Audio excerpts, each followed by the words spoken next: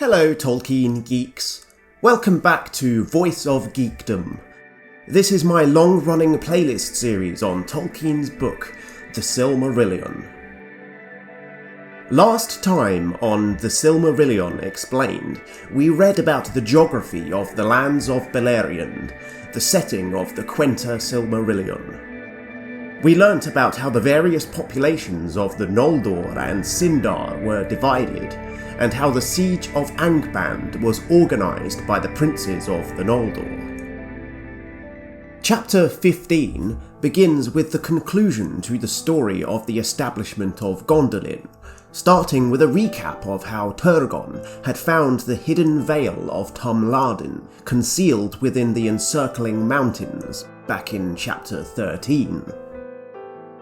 In the years following the Dagor Aglareb, the glorious battle, Turgon continued to live in Vinyamar, in the shadow of Mount Taras, the coastal capital of the land of Nevrast.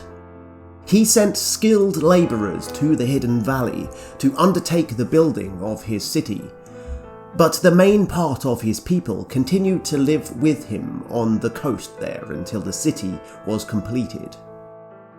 We are told here that Turgon's city was named Ondolinde in Quenya, the rock of the music of water. But in the language of the Sindar, still the dominant language in Beleriand, remember, it was renamed Gondolin, the Hidden Rock. It is worth mentioning here that Gondolin itself was populated by both peoples. The Gondolindrim, as they came to be known, were amongst the most mixed and integrated of all the various peoples of Beleriand.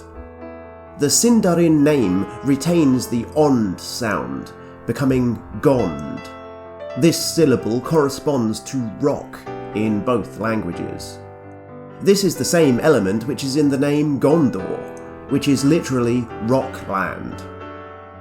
This type of etymological corruption of language is exactly the kind of thing that we observe in real-world languages, which Tolkien was, of course, well aware of. It is exactly this kind of linguistic detail which gives Tolkien's mythology that illusion of historicity that he referred to in the quote which I read out in my chapter 14 video last time. Gondolin was built in 52 years, a long time but not so long for an immortal elf. And when Turgon was ready to leave Nevrast, Ulmo appeared to him once more. Now shalt thou go at last to Gondolin, Turgon, and I will maintain my power in the Vale of Sirion, and in all the waters therein, so that none shall mark thy going, nor shall any find there the hidden entrance against thy will. Longest of all the realms of the Eldariae shall Gondolin stand against Melkor. But love not too well the work of thy hands, and the devices of thy heart, and remember that the true hope of the Noldor lieth in the west, and cometh from the sea. Ulmo vows to protect the realm of Turgon from its enemies for as long as he is able, but warns that Gondolin will not last forever against Melkor, and also reminds him that his people still lie under the doom of Mandos, the judgment and foretelling which was laid over the exiled Noldor back in chapter 9. Ulmo entreats Turgon to love not too well the work of thy hands and the devices of thy heart, which, as we will see a little later on, is exactly what is going to happen here with Turgon and Gondolin. This shouldn't surprise you to learn by now, if you've been paying attention. This was, of course, Feanor's great sin, his obsession with the Silmarils, and the doom of Mandos makes this clearer. The oath of Feanor itself will snatch away the very treasures that the Feanorians have sworn to pursue, to paraphrase Mandos. Turgon isn't a Feanorian, and Ulmo isn't referring to the Silmarils here. but Turgon's is a similar type of sin which is committed for similar reasons. The treason which Mandos predicted in his Doom, the prediction which Ulmo is in part echoing here, is what will cause the downfall of Gondolin, and we'll see the initial seeds of that treason being planted in the very next chapter. But it is the pride in Turgon's attachment to his kingdom and his unwillingness to abandon it which ultimately turns the fall of Gondolin into the tragedy that it is to become. Turgon hears and understands Ulmo's warning, but does not heed it in the end. We'll return to this passage later on when we cover those events. The other really important part of Ulmo's message here is the prediction of the messenger who will come to Gondolin to warn Turgon of its impending downfall. If this peril draweth nigh indeed, then even from Nevrast one shall come to warn thee, and from him beyond ruin and fire hope shall be born for elves and men. Leave therefore in this house arms and a sword, that in years to come he may find them, and thus shalt thou know him and not be deceived. And Ulmo declared to Turgon of what kind and stature should be the helm and mail and sword that he left behind. Ulmo is foretelling of the coming of the mortal Tuor, the son of Huor, to Nevrast. Indeed, almost to the very spot where Turgon is standing talking to him right now. And he instructs Turgon to leave this messenger a suit of armour with Tuor's precise measurements, indicating that he knows exactly who will show up, despite the fact that this is still generations before the birth of Tuor. Men have yet to even arrive in Beleriand at this point in history. Ulmo even predicts Eärendil the Mariner, the true hope of the Noldor, that lieth in the west and cometh from the sea, is yet another reference to Tuor's even more famous son. This time not from the near-omniscient narrator, but directly from one of the Valar. After he has delivered his message, Ulmo returns to the depths of the ocean, and the exodus of the Noldor and the Sindar from Nevrast begins, maintaining complete secrecy as they passed into the hidden valley, unnoticed by friend and foe alike. The rest of Chapter 15 is set in Doriath, and focuses on the interactions between the children of Finarfin and King Elu Thingol and Melian the Maia, king and queen of the Sindar elves. You should remember that the eldest son of Finarfin, Finrod Felagund, had been given an errand from Ulmo of his very own back in Chapter 13. And rather than take inspiration from the city of Tirion in Valinor, as Turgon has, Finrod was inspired by Thingol's home of Menegroth to create a subterranean realm of his own in the caverns near the river Narog. His sister Galadriel has become a friend and student of sorts to Melian while in Doriath, and this is where we pick up the action again. At times, Melian and Galadriel would speak together of Valinor and the bliss of old, but beyond the dark hour of the death of the trees, Galadriel would not go, but ever felt silent. And on a time, Melian said, "There is some woe that lies upon you and your kin. That I can see in you. But all else is hidden from me, for by no vision or thought can I perceive anything that passed or passes in the west. A shadow lies over the land of Aman and reaches far out over the sea. Why will you not tell me more?" "For that woe is past," said Galadriel, "and I would take what joy is here left, untroubled by memory. And maybe there is woe enough yet to come though still hope may seem bright. Then Melian looked in her eyes and said, I believe not that the Noldor came forth as messages of the Valar, as was said at first. Not though they came in the very hour of our need, for they speak never of the Valar, nor have their high lords brought any messages to Thingol, whether from Manwë, Ulmo, or even from Olwë the king's brother and his folk that went over the sea.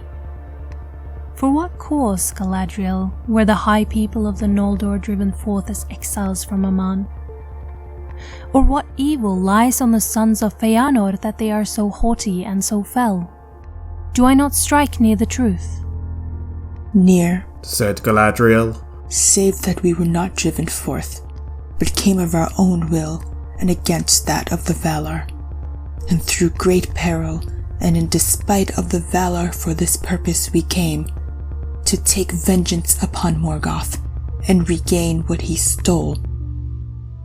Melian now is much like Galadriel is described in the Third Age, wise, insightful, and highly perceptive when it comes to discerning the character of others.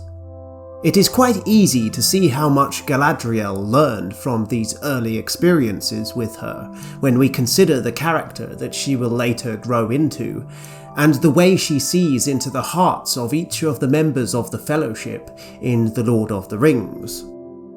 Galadriel is being defensive here, I would argue, because she knows that there would be severe political consequences to Thingol's discovering the truth of the kinslaying.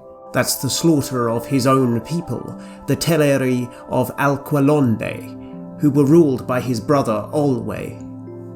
This is despite the fact that Galadriel herself is also Teleri as well. Her mother is Thingol's niece.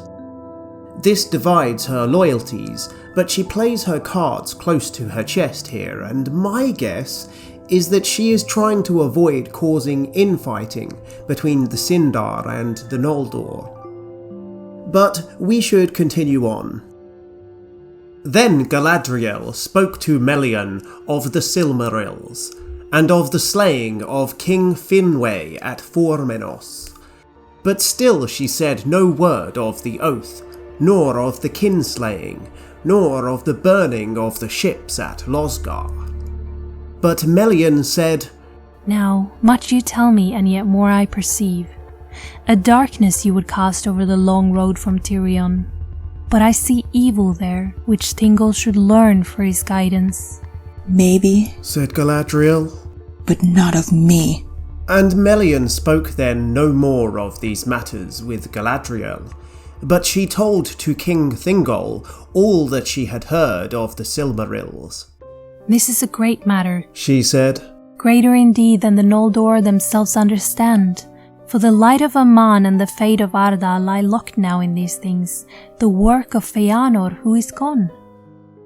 They shall not be recovered, I foretell, by any power of the Eldar, and the world shall be broken in battles that are to come, ere they are wrested from Morgoth. See now, Feanor they have slain, and many another as I guess. But first of all the deaths they have brought, and yet shall bring, was Finwë, your friend. Morgoth slew him ere he fled from Aman. Then Thingol was silent, being filled with grief and foreboding. But at length he said, Now at last I understand the coming of the Noldor out of the west, at which I wondered much before. Not to our aid did they come, save by chance. For those that remain in Middle-earth the Valar will leave to their own devices, until the uttermost need. For vengeance and redress of their loss, the Noldor came. Yet all the more sure shall they be as allies against Morgoth, with whom it is not now to be thought that they shall ever make treaty. But Melian said, Truly for these causes they came, but for others also. Beware the sons of Feanor. The shadow of the wrath of the Valar lies upon them, and they have done evil, I perceive, in both Aman and to their own kin. A grief but lulled to sleep lies between the princes of the Noldor. And Thingol answered, What is that to me? Of Feanor I have heard but report, which makes him great indeed. Of his sons I hear little to my pleasure, yet they are likely to prove the deadliest foes of our foe.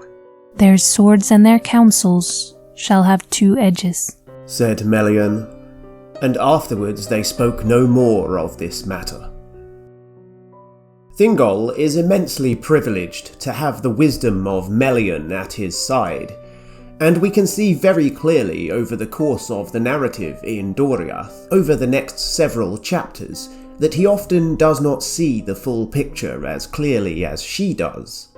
And really, that begins right here. Melian's concern here is with the fulfillment of doom and destiny, and with the larger battle between the powers of Arda, the Valar, and Morgoth.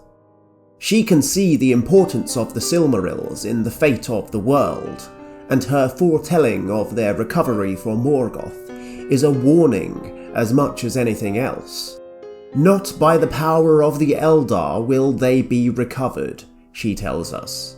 A warning to her elvish husband not to meddle. Thingol's main take from this whole exchange is his revised assessment on who he can trust and who he can't, with that assessment boiling down to basically, the enemy of my enemy is my friend. Melian warns him here, sagely, that may not be the case.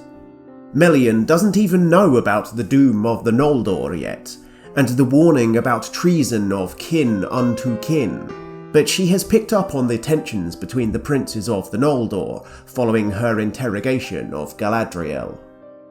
This exchange reminds us of their differences in perspectives and backgrounds. Long before she was in Middle-earth, Melian was present for and participated in the music of the Ainur, remember?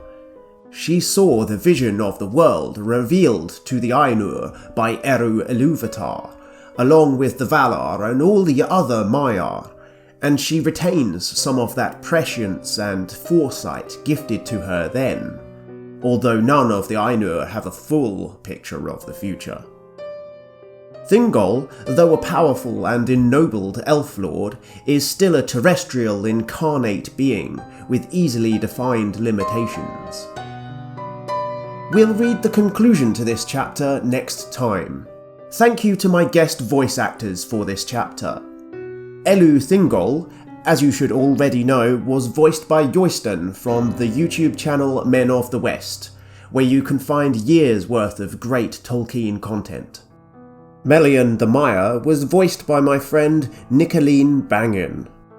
Nikki is a Norway-based professional actor, voice actor, and a Tolkien fan, who I met through the Fellowship of Fans podcast, where she is a regular contributor. You can find all of her professional and social links in the description below. Her Instagram and TikTok are highly recommended. Finally, Galadriel's cameo here was voiced by longtime friend of the channel, Chrissy of Oldstones. Chrissy, who I met through the A Song of Ice and Fire fandom, has an audio narration channel of her own, which you can also check out in the description below. Next time, we will get the conclusion of Chapter 15. Melian will continue to ask astute questions of the other children of Finarfin, and she and Thingol will begin to get to the truth of matters, pushing Thingol into making a new ruling against the Noldor.